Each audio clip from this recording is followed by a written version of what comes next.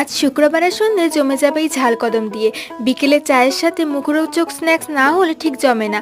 তাই আজ বানিয়ে ফেললাম অন্যরকম স্বাদের চিকেন ঝাল কদম। প্রথমেই আমি পনের মতো বাসমতি চাল ভিজিয়ে রেখেছি।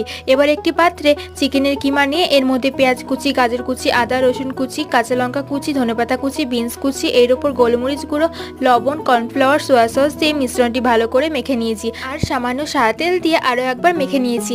এরপর মিশ্রণটি হাতের তালুতে নিয়ে গোল গোল করে পাকিয়ে রাখতে হবে। এবার ভিজিয়ে রাখা চাল জল ঝরিয়ে নিয়ে সমানভাবে ছড়িয়ে একটু নুন মাখিয়ে নিতে হবে। এবার চিকেনের বলটি চালের উপর ঘুরিয়ে নিলে বলের উপর চালগুলি এইভাবে লেগে যাবে। সবটা আমি এইভাবে করে নিয়েছি। এরপর এমন একটি থালার উপর সামান্য তেল মাখিয়ে বলগুলি রেখে মিনিট 10 স্টিম করে নিতে হবে। কিছুক্ষণ পর বলগুলি স্টিম হয়ে গেলে এমন কদম ফুলের মতো হলে ওপর থেকে কালার ছড়িয়ে আবারও স্টিম করে নিলে তৈরি চিকেন ঝাল কদম। গরম গরম পরিবেশন করলাম চিকেন ঝাল কদম। রেসিপিটি কেমন লাগলো অবশ্যই জানিও, আর একবার হলেও চায়ের সাথে বাড়িতে ট্রাই করো।